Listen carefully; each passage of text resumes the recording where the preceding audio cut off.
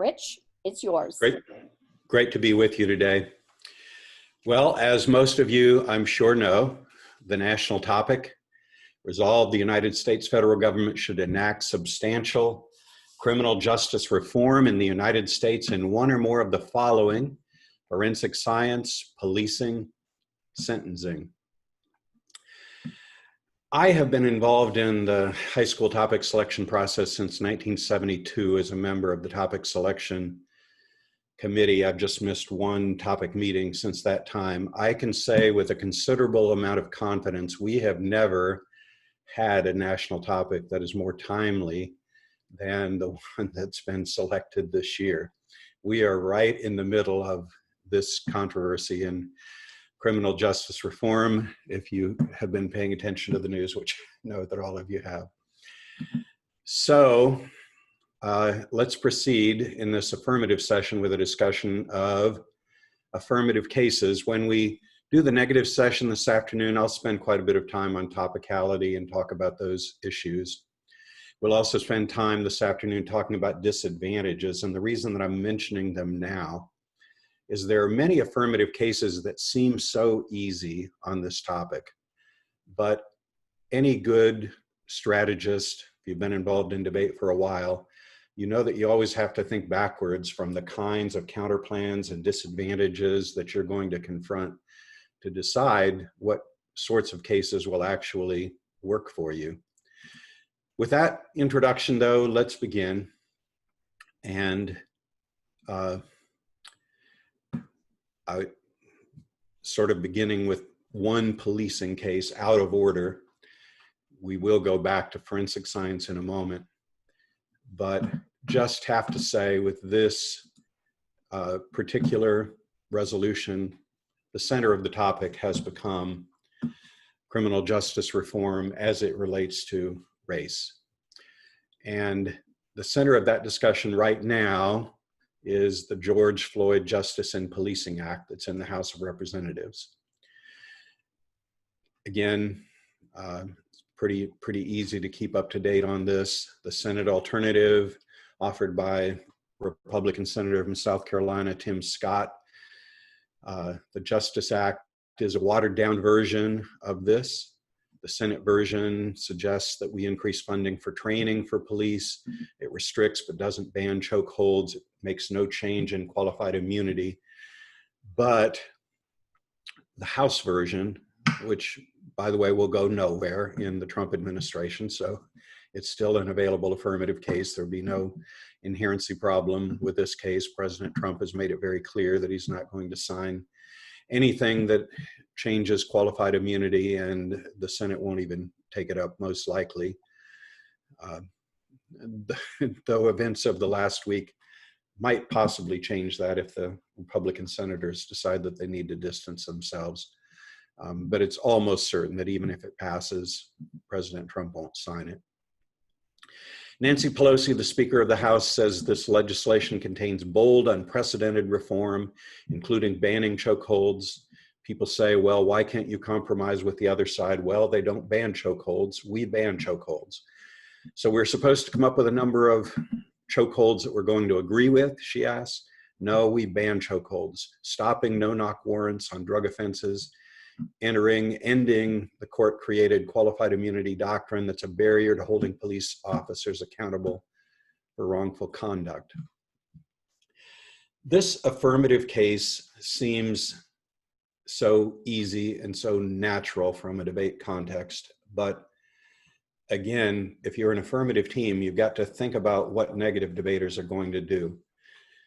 Most negative debaters are not going to try to defend the present system as it relates to race in policing. Instead, they're going to either go to a state counterplan, and need to think about that seriously with this particular case, because with this case, almost all policing, especially the policing that's at issue with the various issues that we've had around the country with Breonna Taylor, with George Floyd, with Ahmaud Arbery, with Tony McDade, with Deion Johnson, and Rayshard Brooks, many others. All of those involve local policing or local police responses to racial incidents. So this case will be very subject to a federalism, to a state counterplan. And so the affirmative team needs to have a strategy for why is it that the federal government needs to do this reform.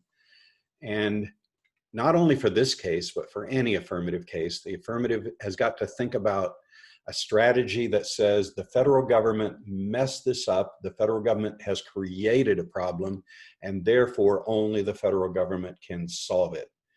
So for your inherency arguments, you need to look at particular ways that the federal government is at fault or has enabled, and that's not too hard to find in the case of the Trump administration.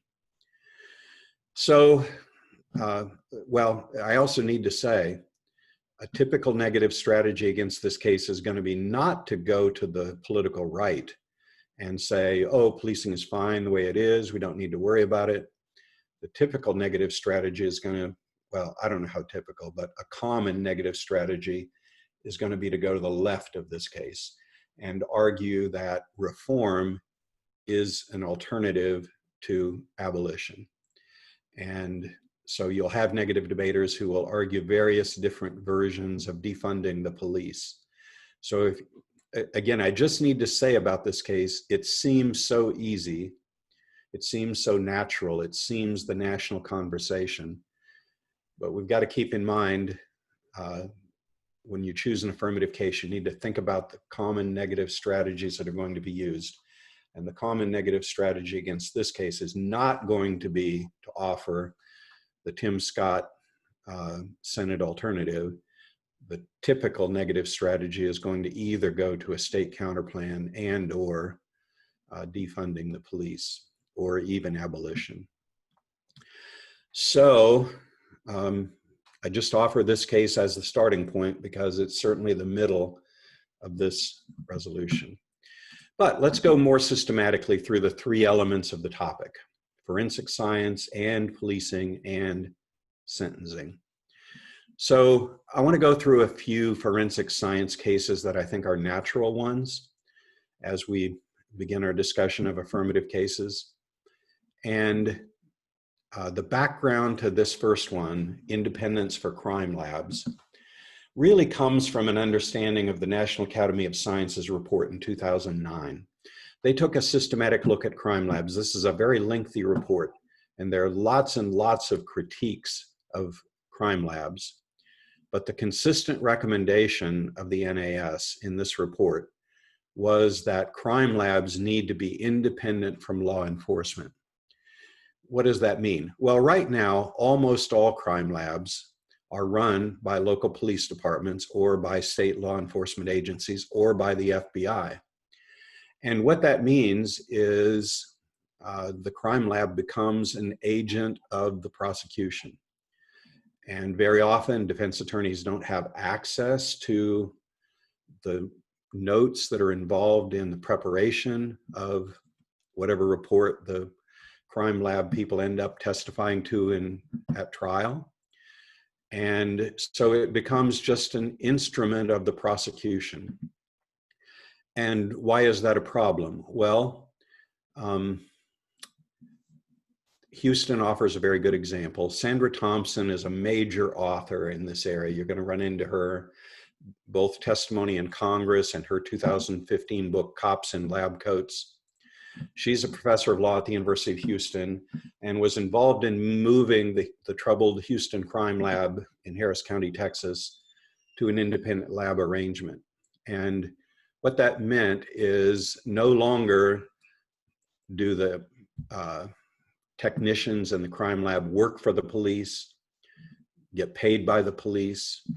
Instead, they're independent. And so they report both to the prosecution and to the defense. And, you know, the objective is obviously truth-telling. Let's find out what the truth of the matter is, rather than to highlight whatever evidence we have of the guilt of the defendant. So it's interesting in the inherency area with this particular case that you can either just look at it at the big level And notice that President Obama created the National Commission on Forensic Science with a charge to assess the problems with crime labs and to make recommendations for changes. And the fact that the Trump administration's, one of their very first acts was to abolish this commission.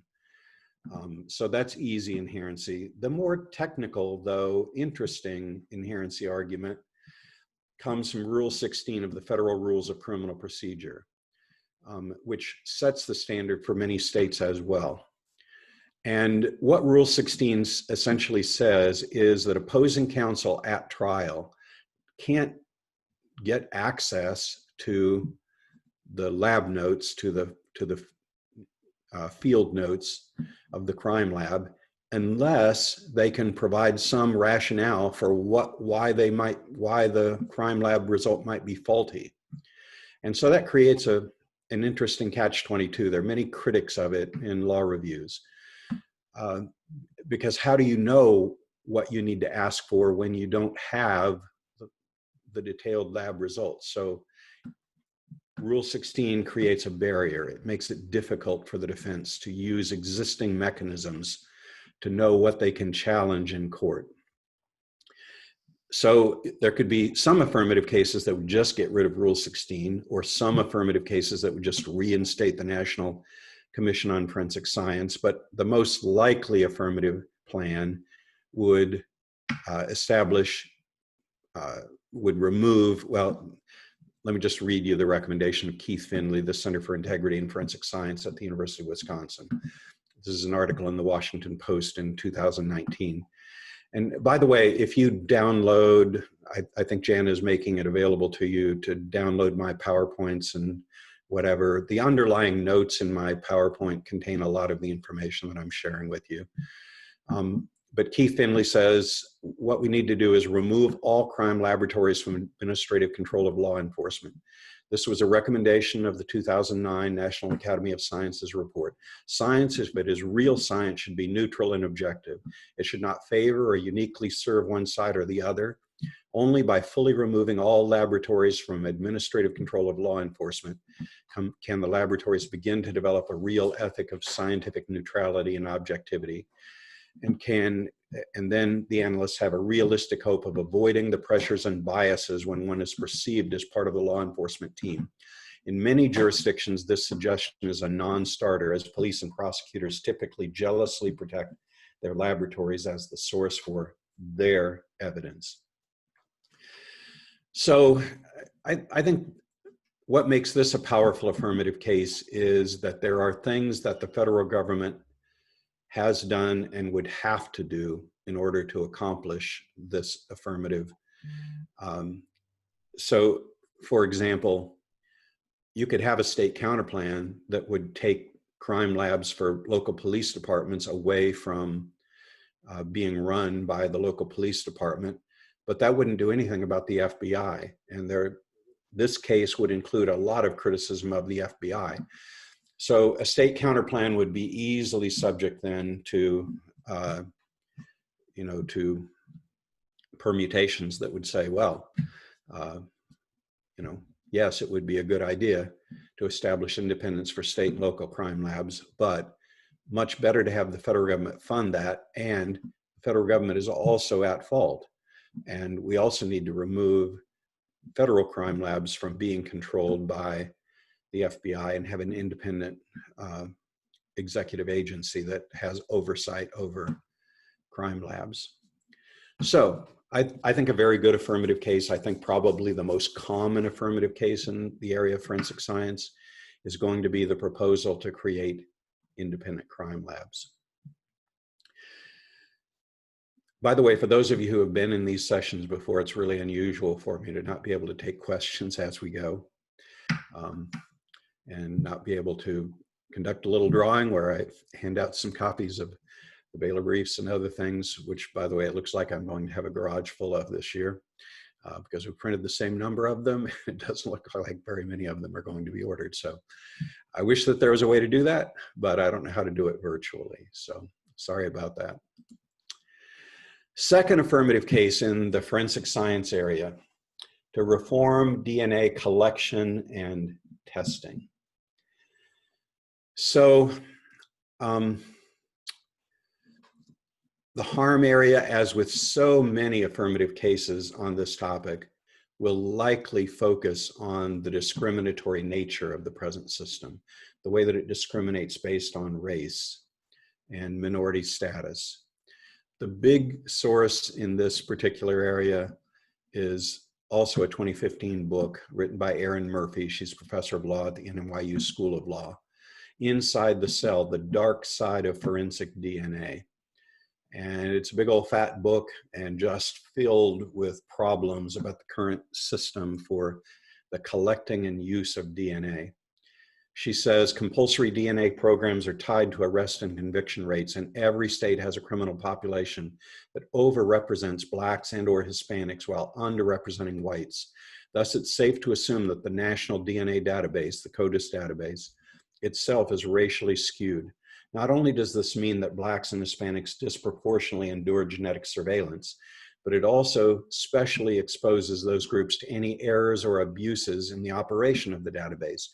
In consequence, the risks of erroneous matches, mistaken interpretations, or wrongful accusations are borne unduly by Black and Hispanic persons. Murphy provides many examples of mistaken arrest and prosecution based on faulty DNA analysis. One of her examples, Timothy Durham, was sentenced to life for rape based on a DNA match.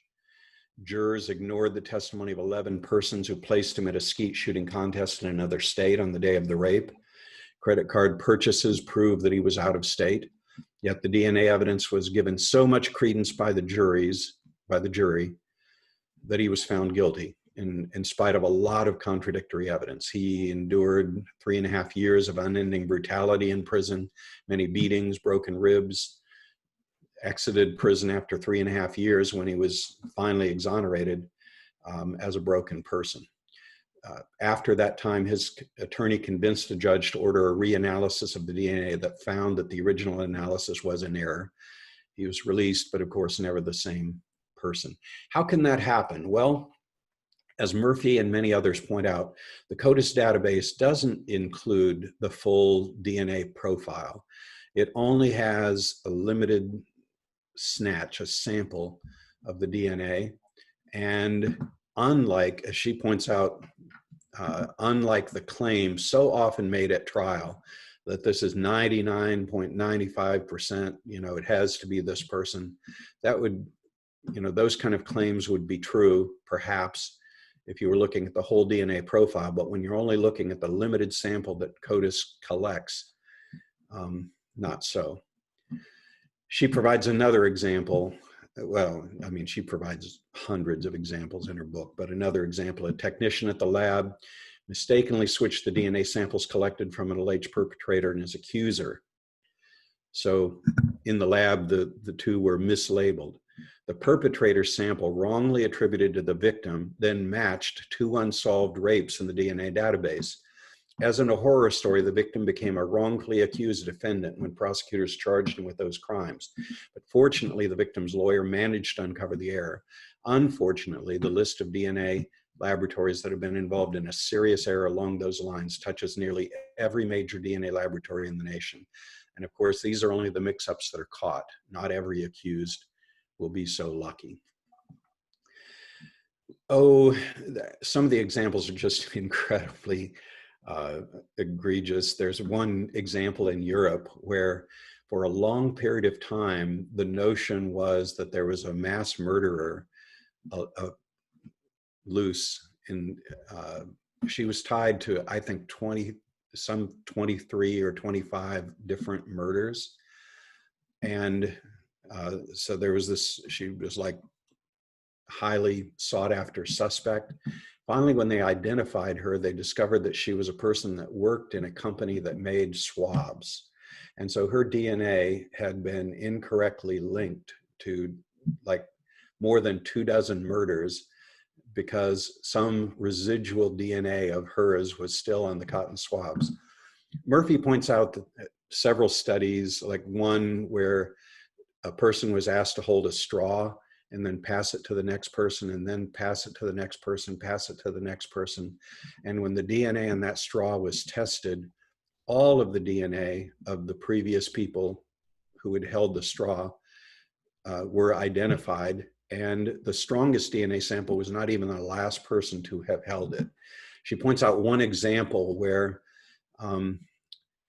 based on the DNA that was found on a pipe at a murder scene, they were searching for a person that they believed was implicated in this crime because this pipe was used in the murder. When he was finally identified, it was discovered that he had died 2 years before the murder. And he was the pipe fitter that had installed that pipe before it was removed and used as a murder weapon. So those are the kinds of errors that Erin Murphy points out in this book. And you can find law review articles that recite many of the same problems as well. But here's the problem. People assume at trial that DNA is just absolute, that if you have DNA evidence, that's the gold standard, that's the be-all, end-all. And it's so often used to just overwhelm other evidence at trial that question a conviction. And as Erin Murphy and others point out, that's very problematic. And so given that there are many errors, and given that minority groups are overrepresented in CODIS, there needs to be much greater care taken in the way evidence is collected and put into the CODIS system, the way that family DNA is used. So the federal government, for example, controls the use of the national CODIS system, which is again the federal link, which protects this case somewhat against a state counterplan, because states, though they often have their own databases, they rely on the national CODIS, FBI CODIS database. So fixing that, regulating it, controlling it, subjecting it to independent oversight is something that's pretty well protected against a state counterplan, given that it's a federal system. So, reform DNA collection and testing. A third forensic science case deals with the reform of rape kit testing. So it's pretty easy to find evidence about the fact that hundreds of thousands of rape kits are untested. In the national system, a rape kit is defined as untested if it's still after 30 days and it's not been tested. Estimates range from 200,000 to 400,000, the number of untested rape kits nationally, which means that perpetrators of rape are going unprosecuted because the rape kit is sitting on the shelf. And, while it was collected and available, authorities simply aren't doing anything to test them. So what's the problem? Why is that happening? And as a matter of fact, you'll find evidence on the negative that the federal government has a program to actually fund the testing of rape kits. So why is there still a backlog? Well, negative teams, or affirmative teams, will argue that public crime labs are at full capacity for DNA testing. And there's a huge backlog as a result. There are several reasons for the backlog. There are some police departments that just don't submit them because they don't treat it as a high enough priority. But the basic problem, as you're going to discover from your reading, is that there's just a backlog in DNA testing. Why is there such a backlog? Well, an argument that affirmative teams will make relates to an FBI standard, Standard 17 in the QAS system, which is Quality Assurance Standard. It's a system that's maintained by the FBI. The current federal standard for crime labs says DNA testing you can do it in private labs, but if you do it, according to Standard 17, before it can be used in any significant way, the test has to be replicated in a public lab. And so there are several law review articles. One is in Hastings Law Journal, April 2018, by Gabby Lyon, who's at the University of California College of Law. argues that Standard 17 should be amended to reduce duplication of effort and to make it more affordable to process large numbers of backlog kits without sacrificing accuracy. The following two requirements should be struck from Standard 17. The requirement that public labs perform 100% technical review of private lab work, and two, the requirement that the public lab must perform an annual site visit and audit of each hired private lab. Gabby Lyon argues that private labs are actually better than public labs. They're cheaper, their quality is better. She says large private labs implement quality controls that often exceed minimum quality assurance standards in order to prevent errors. Private labs also use sophisticated automated systems for which public labs rarely have the resources to acquire. Some of these automated systems are used to prevent mistakenly generated profiles due to contaminated evidence from ever entering into CODIS. Since public labs do not have access to these advanced technological tools due to budget constraints, private labs are at an advantage when it comes to producing high quality DNA analysis. So this rape kit testing case, I think, is an interesting affirmative possibility. And again, in order to protect against state counterplans, affirmative team has to have some strategy for arguing that the federal government has screwed this up, and therefore only the federal government can fix it. And this QAS Standard 17 argument provides such an example. The final forensic science case that I will suggest, and there are lots of others, and if you want to look at others, just go back to the 2009 National Academy of Sciences critique of crime labs. That's a report that's available on the internet, and it just does a top to bottom, here are all of the problems with crime labs. So there are undoubtedly lots of other possible affirmative cases, but just in terms of where the literature is at, I think these are the main four forensic science cases. So this one would argue for reform in the use of facial recognition software and technology. And the key harm argument here is going to be that the future of facial recognition, the way that the federal government is funding it and promoting it, is going to trigger a future where there won't be dissent, freedom of speech, freedom of assembly, because it will destroy anonymity. It will destroy the opportunity to protest without facing the kind of, you only have to look at what the Trump administration is doing right now with examining video from protests and, well, who was involved in tearing down this Confederate statue and so on. So Mariko Jaros, a staff attorney with the New York's Civil Liberties Foundation and professor of law at Fordham, writes this in the Connecticut Law Review, September 2017. Facial recognition has long triggered anxieties about a dystopian world. In the 2002 film Minority Report, Tom Cruise plays a hero in a world where there's no place to hide, because facial recognition and iris scanning technologies allow the government to identify every person as they go about their daily lives. In such a world, there is no room for free speech, free thought, dissent, or human rights. With this case, you're even going to find a lot of stuff about drones that are used by law enforcement agencies or federal law enforcement agencies flying over protest sites and so on. And so raising the possibility that this is becoming a slippery slope for privacy, for freedom of speech and assembly, taking us to the world that China is now sort of,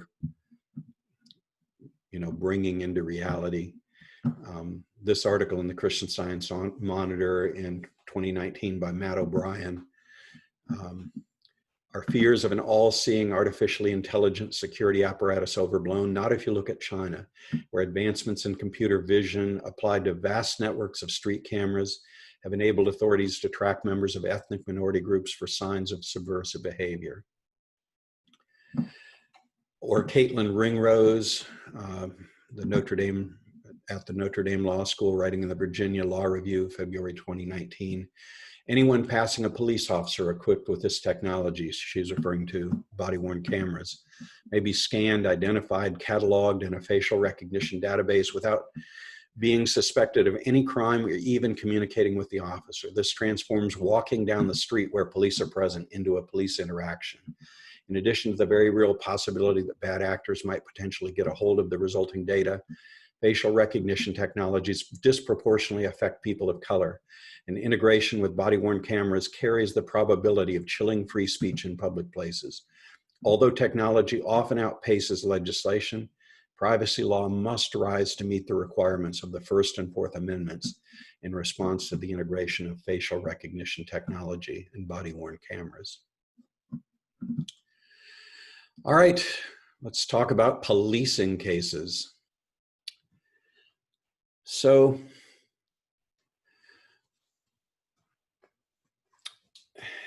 those of you who prepared to debate, maybe on teams where you're preparing to debate the national Lincoln Douglas topic in March, April of this year, I know a lot of those debates didn't actually happen because that was just before all of the COVID shutdown. But that topic was predictive policing is unjust. And it introduced us to the world of PredPol, ComSat, HunchLab, PreCOBS, which stands for Pre-Crime Observation System.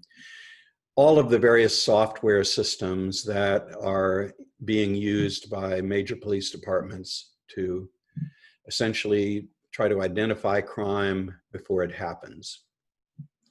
The big source in this area is Andrew Ferguson and his 2017 book, The Rise of Big Data Policing, Surveillance, Race, and the Future of Law Enforcement.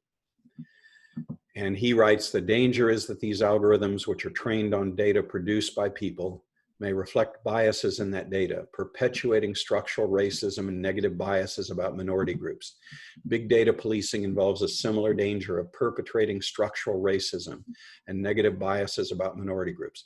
How we target impacts whom we target, and underlying existing racial biases means that data-driven policing may well reflect those biases. So a lot of police departments have adopted, in fairness, some have already abandoned it, but many have adopted predictive policing methods under the theory that, oh, the computer is directing our resources.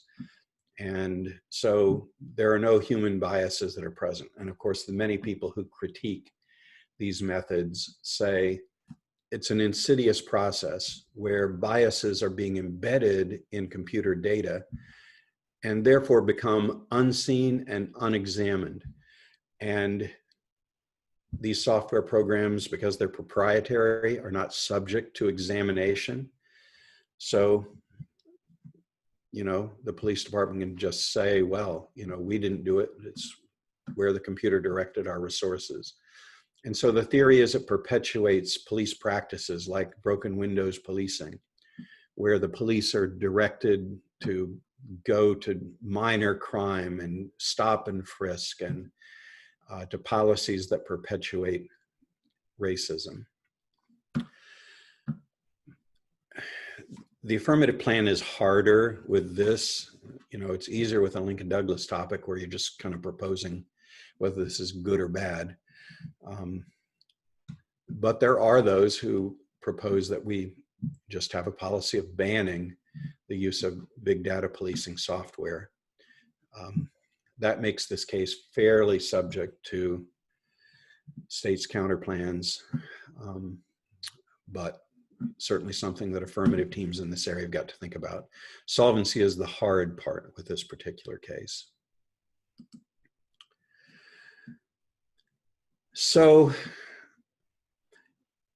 whenever a topic allows an affirmative team to get into an issue that is totally federal, where the federal government has complete jurisdiction over an area, that on a topic that is otherwise quite subject to a state's counterplan, that's kind of a natural way to go. And so policing in Indian country becomes a natural area. Now, I do need to say, going into this, that when, as we know from when this has been debated in college topics before, you're in language critique territory whenever you talk about, use the term Indian or Indian country. Indian country is an official term that the federal government uses. Not that that's going to protect you against a language critique, but that's something that you've got to think about if you're going to pick a case like this, is that you automatically become subject to those kind of language arguments, like what terms are not going to be discriminatory in their use. So with that disclaimer, let's talk about this case, because on its substance, this is a pretty good affirmative case area. There's certainly incredible evidence talking about the fact that victimization, especially sexual assault, is at record high levels on Indian reservations and in Indian country. Ann Luna Gardner, professor of Native American sociology at Cal State University, Sacramento, says this in the 2018 book, Crime and Social Justice in Indian Country. American Indian and Alaska Native women aged 18 and over are stalked at a rate of 2.2%, the highest of any racial or ethnic group. At least 70% of the perpetrators of violent crimes against American Indians are non-Indians. American Indian / Alaska Native women experience violent victimization at a greater rate than any other racial group. Indigenous Americans, and this is talking about all Native Americans, are 2.4 times as likely to experience violent crime and at least twice as likely to experience rape or sexual assault crimes as compared to all other races. The special obligation of the federal government in this area is, according to treaty obligation, the federal government has the responsibility to fund and to take charge of criminal enforcement in Indian country. But the problem is that while the federal government, through past legislation, has given over much of that control to tribal authorities, when it comes to crimes committed in Indian country, meaning on reservations, there are carve-outs and exceptions to that for non-Indians who commit those crimes in Indian country. So part of the affirmative argument is the federal government is failing in its obligation to protect Native Americans from crime perpetrated by non-Indians. Angela Riley, professor of law at the UCLA School of Law, writing in the UCLA Law Review, July 2016, Indian country suffers from gross neglect, characterized by a long history of federal law that attempted to make Indians literally and conceptually invisible through policies of failed assimilation and geographic confinement. Today, federal limitations are as much legal as geographical, as tribes have found themselves trapped in a maze of criminal justice where the federal government has failed to provide the concomitant protections required to satisfy its trust responsibility to Indian tribes. So inherency in this case is complicated, but when you can come to understand it, it is a jurisdictional maze and it's problematic. It starts with a 1978 Supreme Court decision in Oliphant versus Suquamish Indian Tribe, where the Supreme Court ruled that tribal authorities lack the inherent authority to prosecute non-Indians. And the Supreme Court based that ruling on relevant federal government legislation. It wasn't just the federal government said this somehow violates the Constitution or whatever. They simply said existing federal legislation gives tribal authorities no authority to prosecute non-Indians in Indian country. And the problem, though, is that a very heavy percentage of the crime committed in Indian country is by non-Indians. Technically, that's supposed to be the jurisdiction of the US Justice Department. But in fact, when you get into this particular case area, there's a terminology, federal declinations to prosecute. And those declinations range up in the 70 to 80% area, meaning the federal government either doesn't fully investigate or it declines to prosecute non-Indians at a very, very high rate. So the federal government has tried to adjust to this issue with a couple of recent pieces of legislation. And these will become kind of the inherency arguments that negative teams will make. The Tribal Law Enforcement Act of 2010 tried to address this jurisdictional barrier, but all that it really did is require the federal government to collect and publish crime statistics, including the federal declinations to prosecute in Indian country, thinking that that will bring light to this problem and that therefore it will be addressed. But obviously it didn't do anything to directly address it. The Violence Against Women Act of 2013 was another attempt. And in VAWA 2013, there are lots of different versions of it, but the 2013 version contains a section dealing with crime on reservations. And it gave tribal authorities jurisdiction over non-Indians, but only those non-Indians who have a systematic relationship with the tribe, but still no authority over non-Indians who have no relationship with the tribe, even if the crime is committed on the reservation. So what does that mean? Well, that systematic relationship with the tribe was intended to refer to like live-in spouses, live-in partners who are non-Indian, but who had essentially established a long-term relationship, a long-standing relationship with the tribe. And VAWA 2013 gave tribal authorities jurisdiction over them if it can be established that those non-Indians have had a relationship with the tribe. The problem with that is it still gives no jurisdiction for tribal authorities over non-Indians if they just come onto the reservation and they rape a member of the tribe. And unfortunately, that's apparently happening at a very heavy rate. So Amy Castleman, for example, professor of ethnic studies, San Francisco State, in the book Injustice in Indian Country, Jurisdiction, American Law and Sexual Violence Against Native Women, a 2016 book, says, as a result of this complicated system of jurisdiction, sexual predators have learned that Indian country is the most opportune place to prey on women. Non-native sexual predators like Sergeant Kopp, an example that she had just talked about, realize that their chances of assaulting someone with impunity dramatically increase when they specifically target a native woman in Indian country. Here, not only does a complicated system of jurisdictional authority create confusion, but the nature of the current jurisdictional law also privileges non-native identity while simultaneously oppressing native identity. In Indian country, tribal police are often the only law enforcement agencies for hundreds of miles, yet jurisdictional law makes tribal governments powerless to prosecute most non-native perpetrators. So the affirmative case in this area is pretty simple, and it's just to give tribal authorities what they always should have had, according to the affirmative argument, sovereignty in their own territory.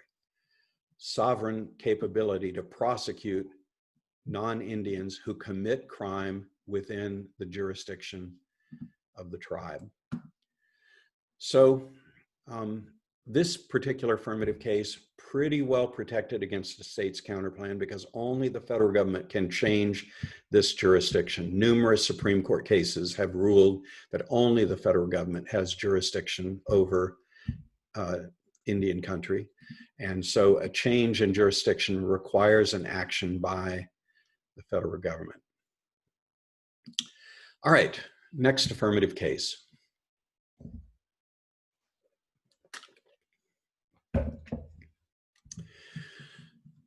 So, and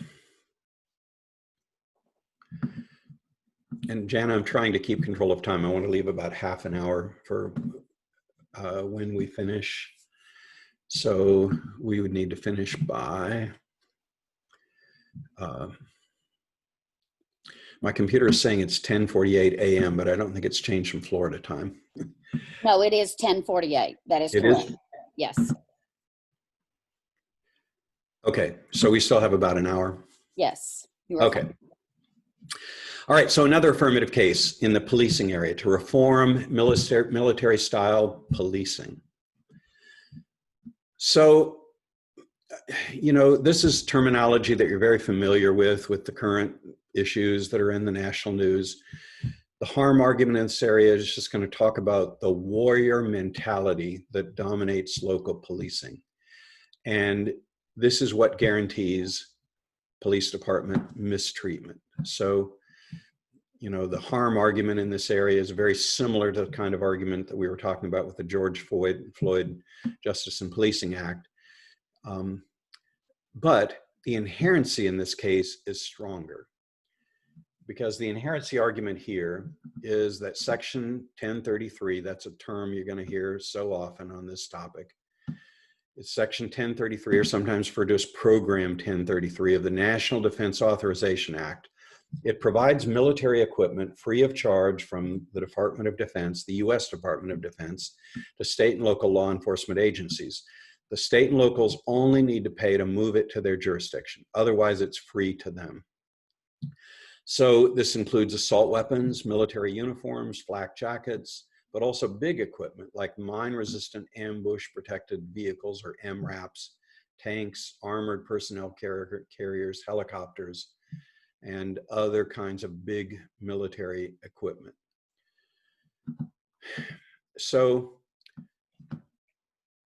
there's certainly a lot of evidence indicating that Program 33 is what is creating or enabling the militarization of local law enforcement. So the Friends Committee on National Legislation,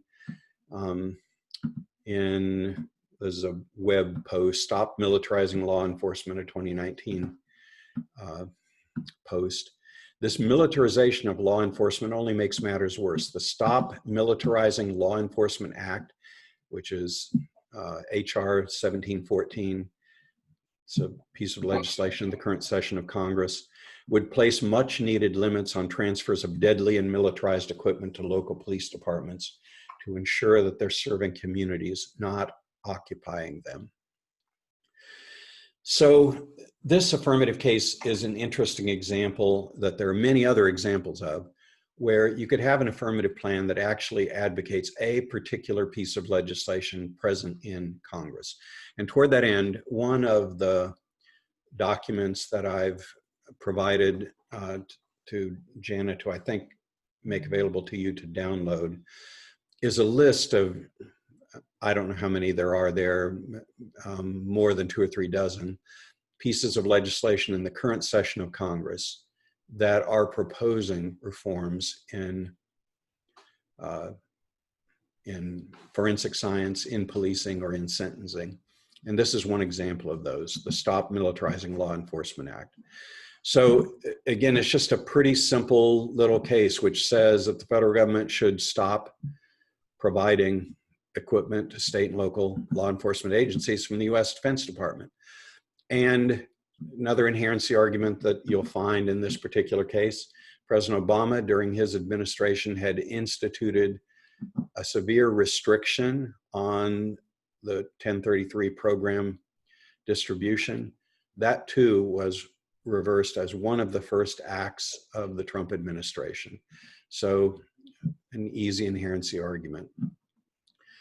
So the affirmative plan can either just end the 1033 program or put restrictions on the 1033 program so that big pieces of military equipment are not transferred.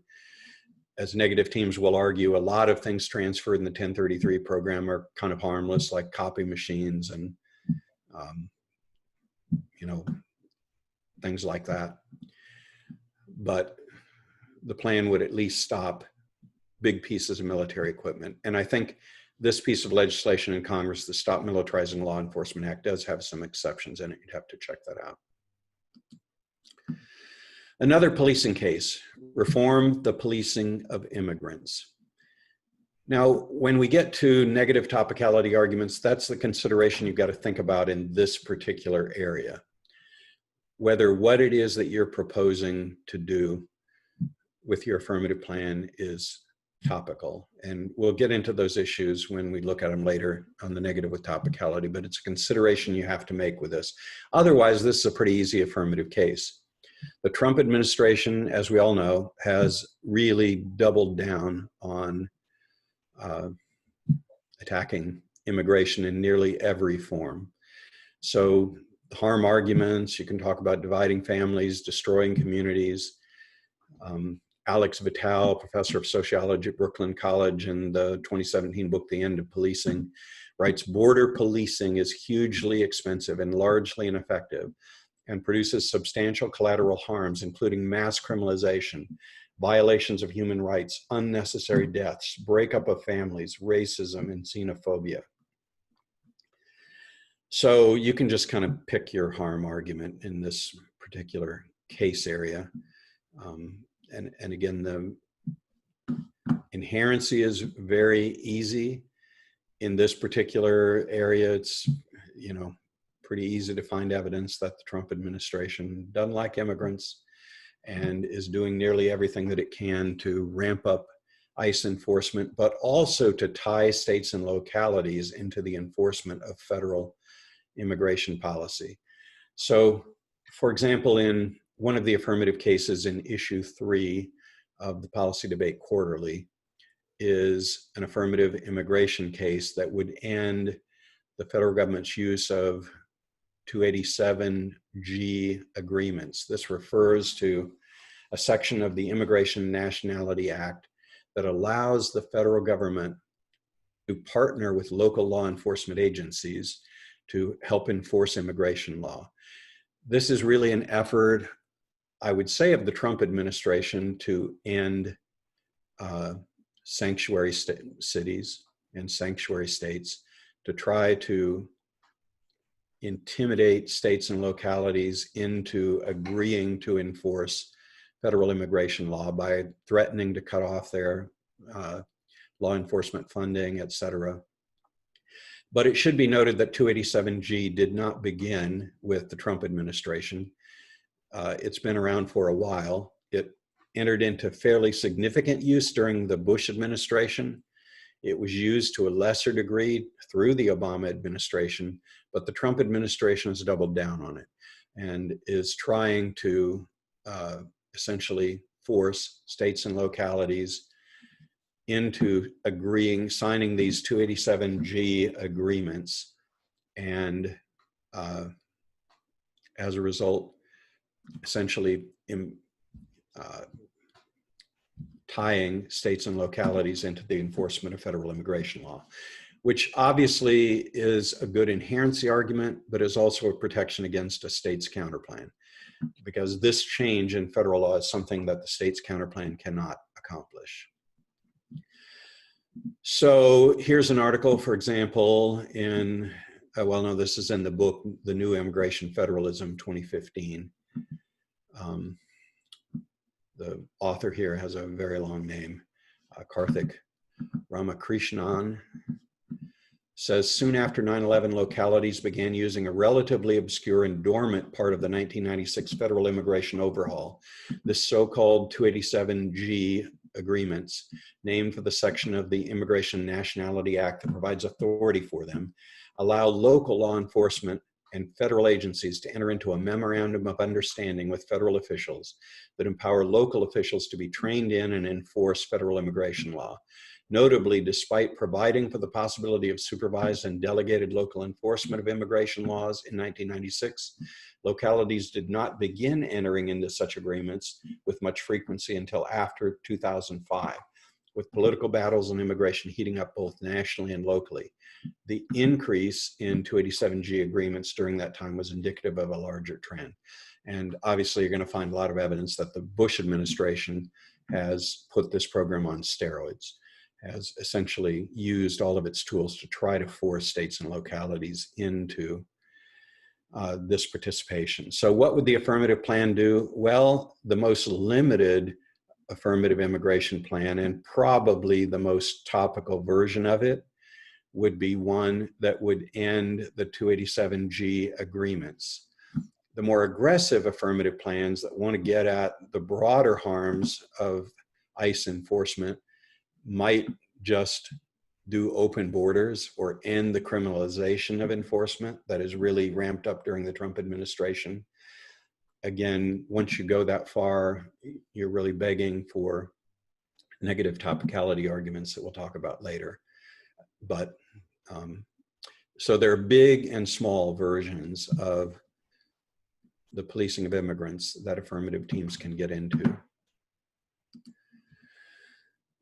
Reform the policing of juveniles. The simple way to explain this case is it will deal with school resource officers, SROs. The harm argument here is that school resource officers, the presence of them in schools, feeds the school to prison pipeline. And you're going to find a lot of evidence talking about the harms of the criminalization of minor behavioral issues in schools.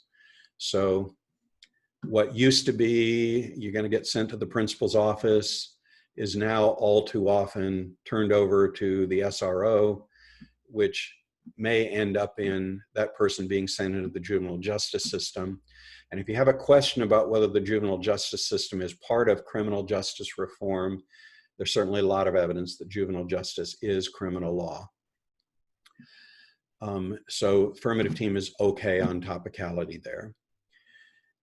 The broader, more difficult issue for affirmative teams is a state's counterplan that would just do what the affirmative team wants to do by just having schools do it because schools are controlled by states. So again, the affirmative team needs to look for reasons that the federal government is mucking this up. And that can be found in this argument that the federal government is funding SROs. So Alex Vitale, again, The End of Policing 2017, professor of sociology, Brooklyn College. The Justice Department's Cops in Schools program, which gave out $750 million to hire 6,500 new school-based police. He talks about he essentially says the federal government is responsible for the big increase in SROs in schools because the federal government is funding them. So Aaron Archard, professor of law, University of Detroit Mercy School of Law, writing in the University of Cincinnati Law Review, December 2017, the criminalization of minorities and people with disabilities begins early. It begins in school. The school to prison pipeline is exacerbated by the presence of police in schools, commonly known as school resource officers or SROs.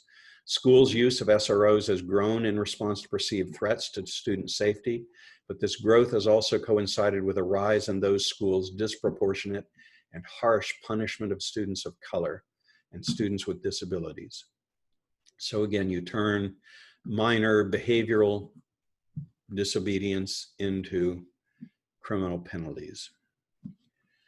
So the typical affirmative plan would be to just stop the federal funding of SROs, or if you want to be more aggressive, to essentially create federal incentives to withhold federal funding unless schools abandon the use of SROs, which would be another solvency mechanism where you could get at that particular issue.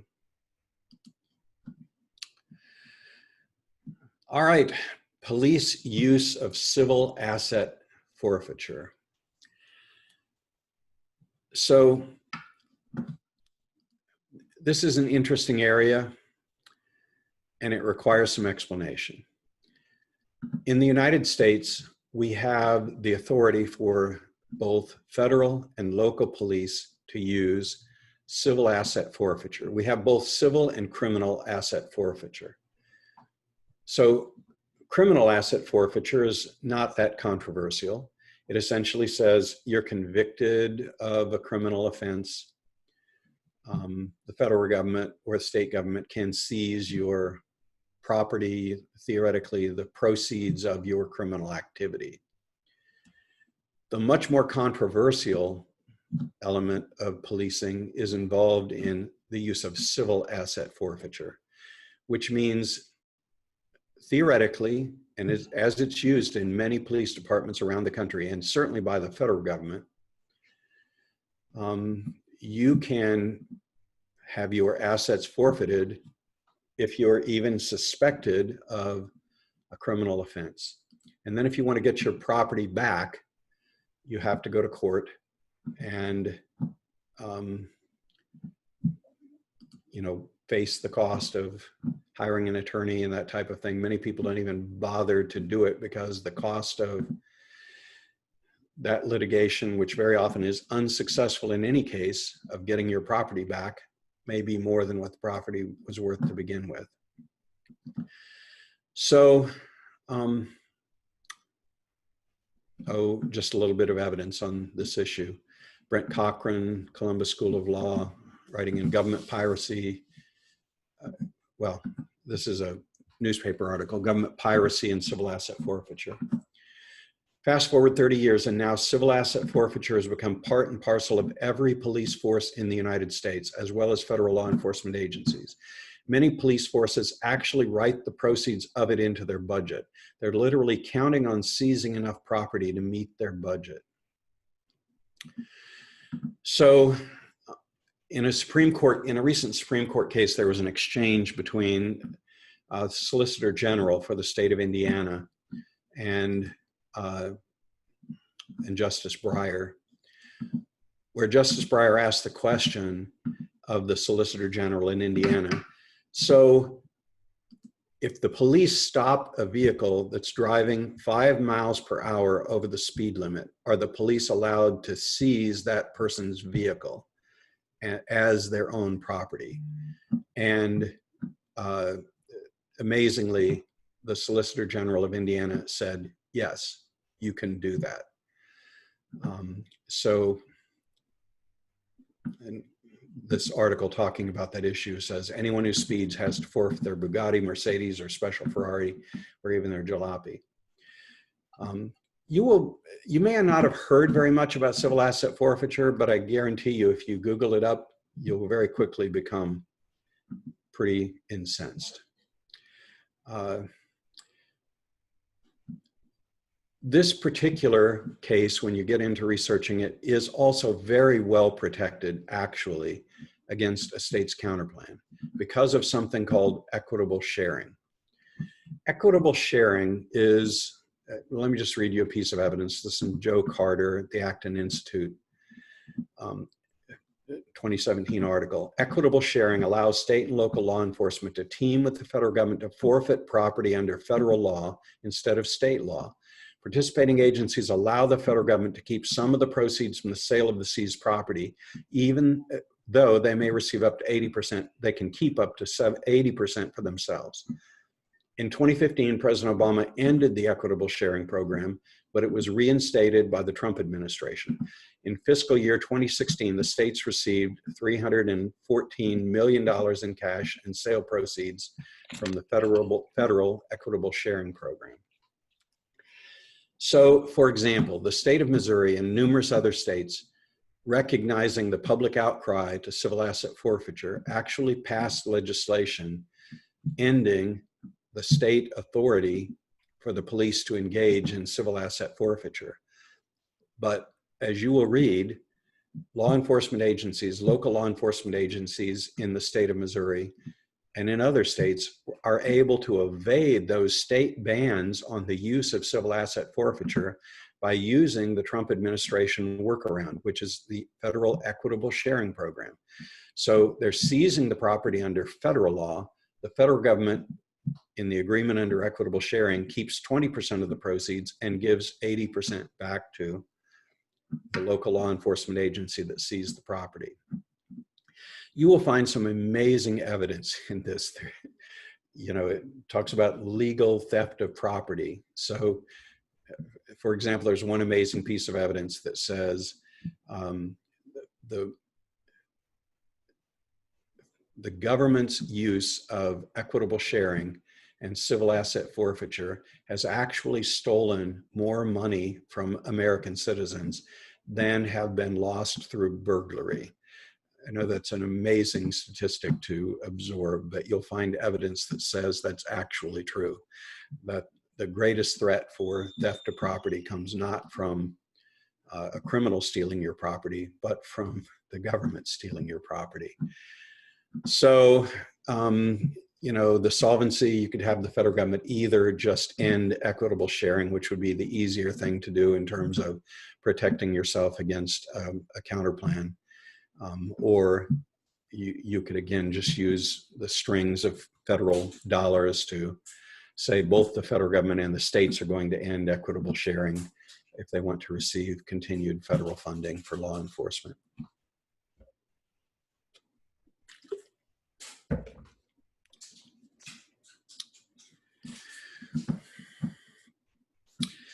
Next, policing in Muslim communities. So there's a federal program called Countering Violent Extremism. And that's a very controversial federal program that essentially does surveillance in Muslim communities. And in fairness, it didn't start in the Trump administration. It started in the Obama administration. But the Trump administration has certainly made it much more controversial. Because while the nature of the CVE program had some elements that was designed to be like community policing, to essentially try to cooperate with local mosques and imams in Muslim communities to try to root out violent Muslim extremism. In the Obama administration, there was cooperation out of at least the background sense that, well, in the Obama administration, that's going to be fine. Their effort to engage our community is genuine. But the same program in the Trump administration, there isn't that background of goodwill. Given the Trump administration's effort to block all Muslim refugees coming from anywhere. Remember the very early drive in the Trump administration to block Muslim immigration. So there isn't that background of goodwill in the Trump administration. So a program that was sort of mildly non-controversial, almost viewed as community policing in Muslim neighborhoods during the Obama administration, has become highly controversial in the Trump administration. So Caitlin Ringrose, University of Notre Dame Law School, writing in the University of Illinois Law Review, spring 2019, anti-Muslim bias leading to government surveillance of chat rooms, websites, social media is particularly problematic as research contradicts the notion that reliable indicators exist to identify would-be terrorists or other security threats. In the absence of such indicators, the government is scrutinizing and penalizing religious affiliation. The path to radicalization is neither predictable nor religious. The American government's approach to radicalization has been chiefly informed by stereotypes and misinformation. So the argument here, and obviously the disadvantage you've got to worry about is terrorism, that you're ending a program that's designed to spot terrorism, domestic terrorism arising in Muslim communities. But the counter argument to that, one that you might use in the affirmative case or one that you might save to turn a disadvantage, is that you lose the cooperation of moderate elements in Muslim communities when you engage in this kind of government surveillance, especially as it's been moved on to steroids under the Trump administration. So, typical affirmative plan to abandon the federal CVE program, Countering Violent Extremism program. So a final policing case that I intend to talk about, reform the policing of domestic violence. This is an example that I offer you, though there are many others that fit in this category, where some affirmative teams will decide that to trip up the negative, instead of offering links to the kind of soft on crime sorts of things, there will be affirmative cases that will, using the phrasing of this resolution, propose to increase the intensity of policing. Now, there will be topicality arguments related to that. Can you topically reform the criminal justice system by intensifying policing, by increasing funding for certain kinds of policing? And the sort of examples that are going to fit in this category would be, doubling down on the enforcement of child predation, for example, or doubling down on enforcement against human trafficking or sex trafficking. Those kinds of things that very few people would defend and argue that the federal government is not doing enough. In the Trump administration, another example of that would be an affirmative case that would say, well, the Trump administration is soft on white nationalists, and the FBI is ignoring the crime and the threat from white nationalism.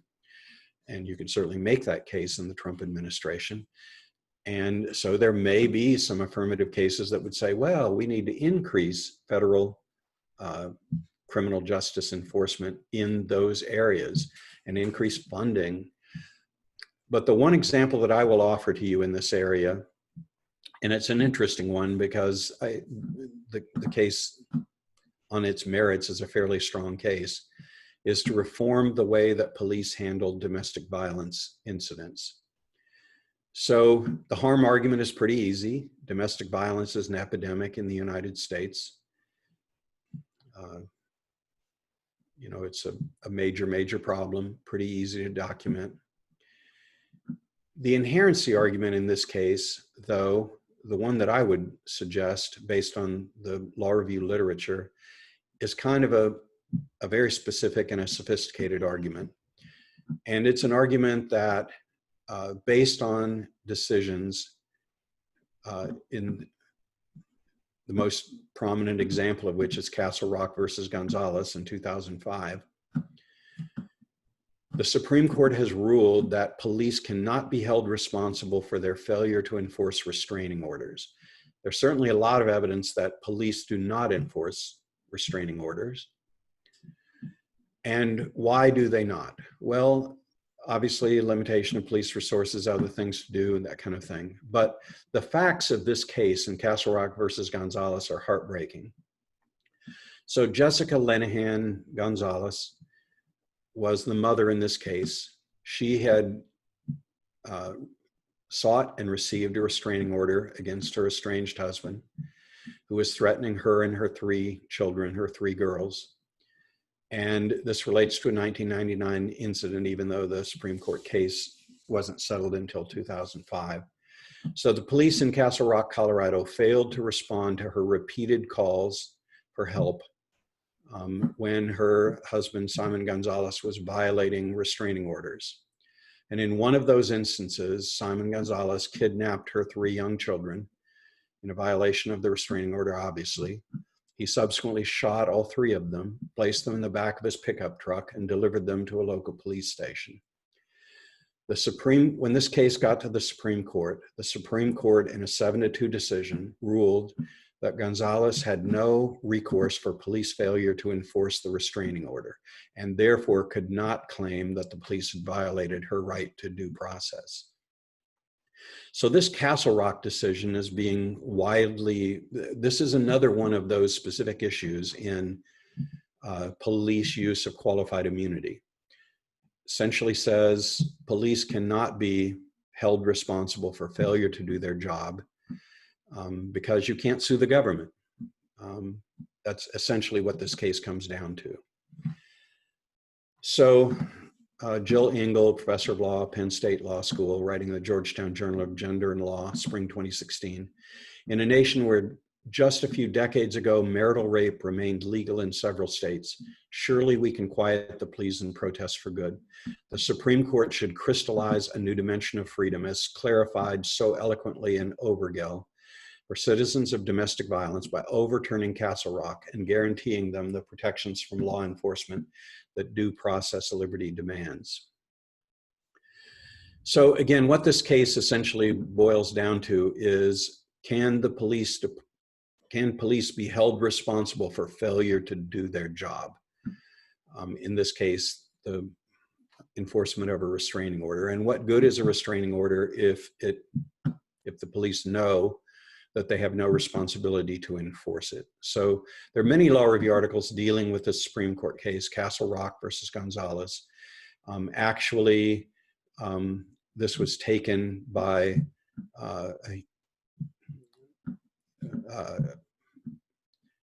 I don't think it was the ACLU, but it was a similar organization taken to the International Court of Justice that ruled in Gonzalez's favor, which obviously doesn't cut anything in the United States.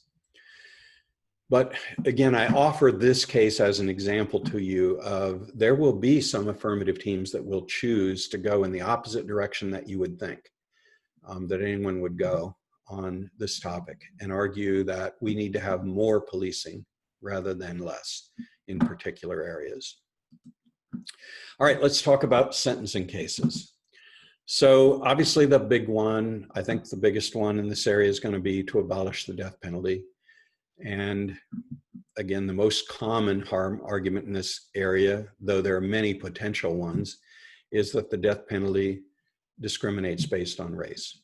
Brandon Garrett, professor of law at Duke, in the 2017 book, End of Its Rope, How Killing the Death Penalty Can Revive Criminal Justice, writes, David Baldus and many other researchers have done study after study in nearly every death penalty state, all reaching the same troubling findings.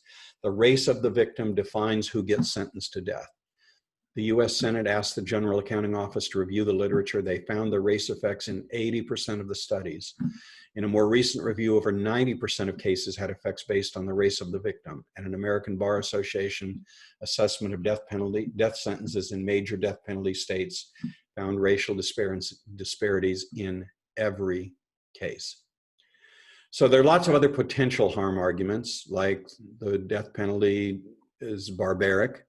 It violates the Eighth Amendment preclusion against cruel and unusual punishment. When you just look at some of the methods that have been used and abandoned, like the old Sparky, the various methods of electrical execution that have been abandoned in most places because of the horrific results and public viewings and the all of the horrific images that have come out of that. But more recently, the problems with lethal injection and the refusal of major drug companies to allow their drugs to be used in that process because they don't want to be associated with it, and the many examples of failure where it didn't, in fact, result in death in a timely fashion.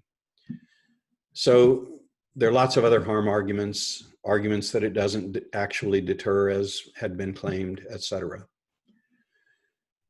So the inherency argument in this particular thing and why this needs to have federal government involvement is only the Supreme Court has jurisdiction over US constitutional issues.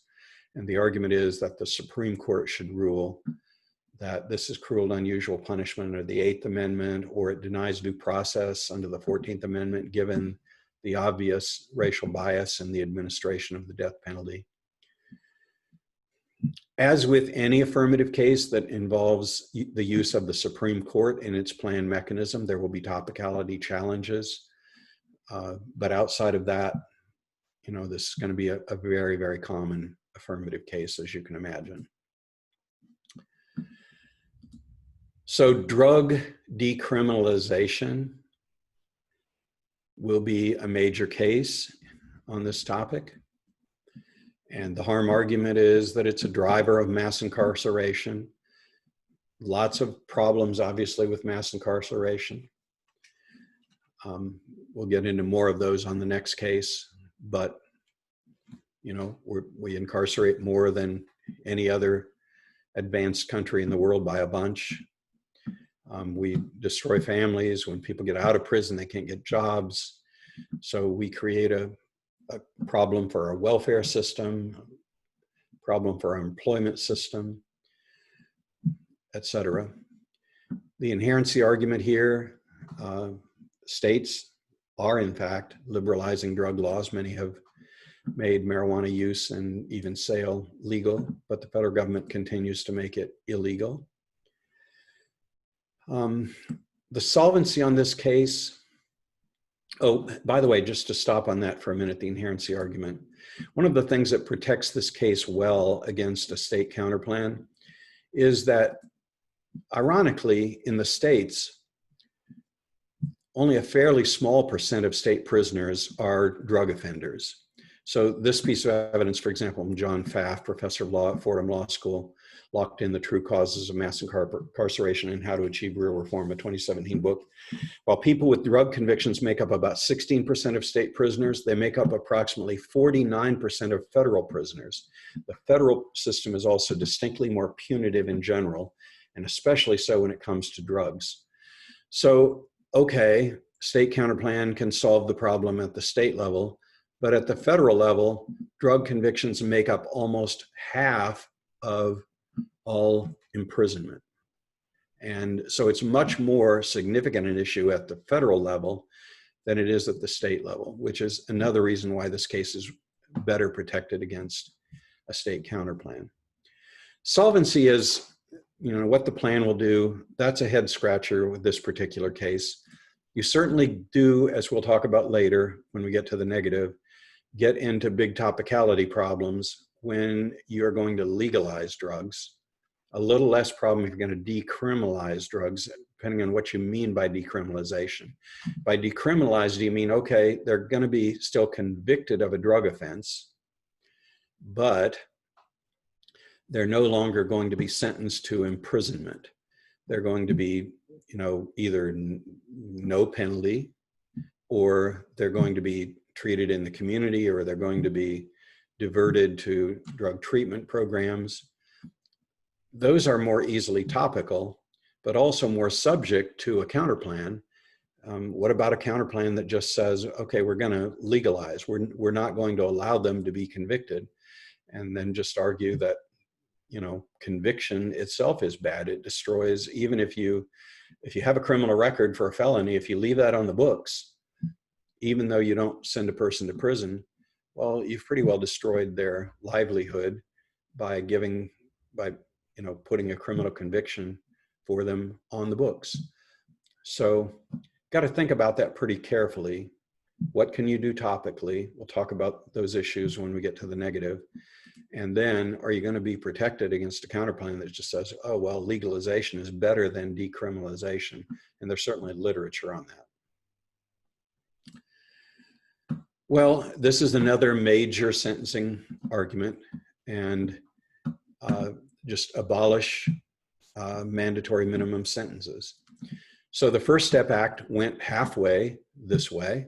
It did adjust the length of some sentences, but as the name would imply, it was intended only a first step. It was intended to be followed up by something later, which it hasn't been, and it doesn't look like it will be, given the turn of the Trump administration away from criminal justice reform. So we have a mass imprisonment rate that leads the world, 2.2 million people in prisons and jails. The cost is $187 billion a year, according to many estimates. Harold Baer, a federal district court judge, writing in Rehabilitation and Incarceration, a 2019 book, we need to reduce, if not eliminate, mandatory minimum sentences. These have proven to be draconian, and their inflexibility has caused injustices that might have been avoided had sentencing judges instead had the ability, within appropriate limits, to craft a sentence tailored to the offender and the offense. Justice Stephen Breyer, the author of the remedy opinion in Booker, said of mandatory minimum sentences that they're a terrible idea. So you can abolish mandatory minimums as a sentencing reform. A final sentencing case I want to talk about, and certainly not all of the possibilities, is limit plea bargaining. And certainly a lot of criticism of plea bargaining. We've had past Lincoln Douglas topics talking about whether plea bargaining is a good or bad idea. Certainly a lot of evidence against it. The inherency argument is prosecutors are given too much power in our system, and we need judge oversight of the plea bargaining process. Erwin Chemerinsky, distinguished professor of law at the University of California at Berkeley, and those of you who have been around debate for a while know he's an outstanding debater at Northwestern University and before. He wrote the preface to the book Crimes and Punishments Entering the Mind of a Sentencing Judge in 2019. Says, I'm troubled by the great shift in the power to determine sentences from judges to prosecutors. And before I read on, a natural problem with the plea bargaining case is going to be, is it in fact sentencing or is it pre-sentencing? This is also topicality evidence from Erwin Chemerinsky. He says, I'm troubled by the great shift in the power to determine sentences from judges to prosecutors. This change in the law has not received nearly enough attention. Prosecutors are partisans in our criminal justice system. No matter how much it is said that a prosecutor's role is to secure justice, they see sentencing from their own perspective. It's far better to have sentencing decisions in the hands of judges, but that is very much lessened when the prosecutor's charging decisions make all of the difference in terms of the punishment imposed. All right, well, that's an overview of about 20 or so affirmative cases, and I've probably worn you out with that hour and a half, but let's see if there are questions or discussion you would like for.